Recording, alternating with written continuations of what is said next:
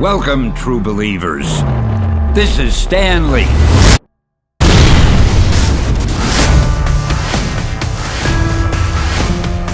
It's time for our journey to begin. I grew up on Marvel. I was already a massive fan when I met him at the age of 20. When we started talking about ideas around technology and perception, I remember just being like, we need to build on this. Ryan is kind of a Comic-Con friend. I see him every year in San Diego, and I turned to him and asked him if he wanted to work on this with Stan and I already knew he was going to say yes, and he did. It's really exciting to be part of something I'd only imagined in my head. When you're sitting across from Stan, you turn right back into that fanboy that you were years ago. Stan loved the idea. He loved to collaborate with talented people. Luke, Ryan, and Stan had finished kind of creating the characters and creating the concept. I was brought in at that point to help co-write the manuscript. Kat came on, and she was really able to help us develop the relationships between the characters. This project really started with Stan asking a question. What is more real, the world we're born into, or the one we create for ourselves? He was really keenly aware of the downfalls and the pitfalls of the internet, where it was not living up to its potential. It allowed people to create their own illusions of reality. It allowed other people to shape people's perspectives. We're creating our own virtual identities, and those are a kind of alter ego. This story really reflects a lot of our contemporary anxieties about the internet and what it's doing to our relationships with each other and what it's doing to our sense of self.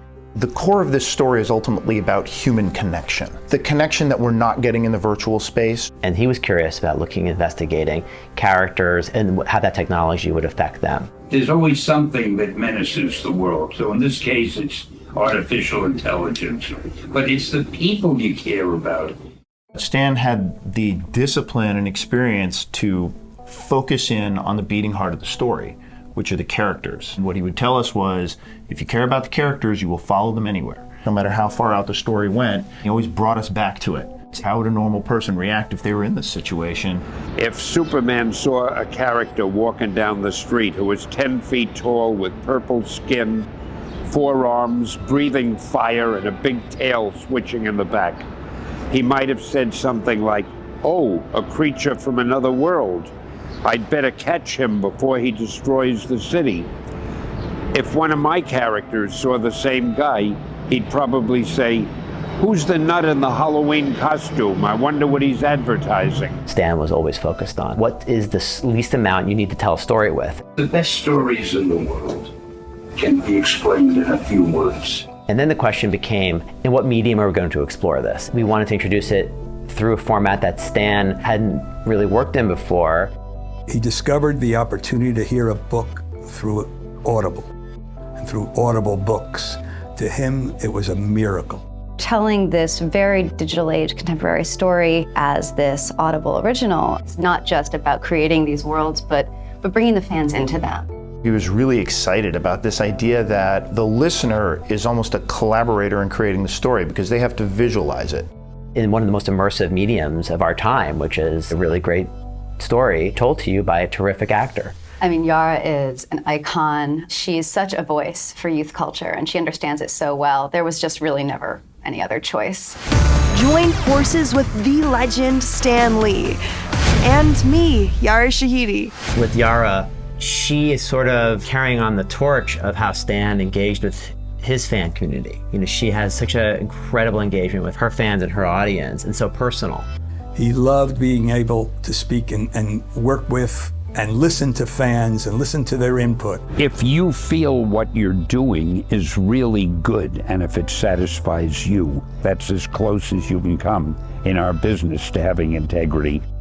I think that that's how he was able to make characters that really meant something to people. It's the heart. You know, all of his heroes have very real world problems that, you know, are not about their actual superpowers. He imbues them with superpowers that can't solve their real problems. First of all, you've got to be honest to yourself. You shouldn't kid yourself. And you have to be honest with other people. And you have to like other people. He always made the impossible seem possible, whether it was in your real life or if it was in the yarns that he was telling. For me, that is probably the greatest gift that Stan provided me. That you, a kid, you know, just reading comic books in their basement wasn't alone. And there were other people who loved the things that I loved.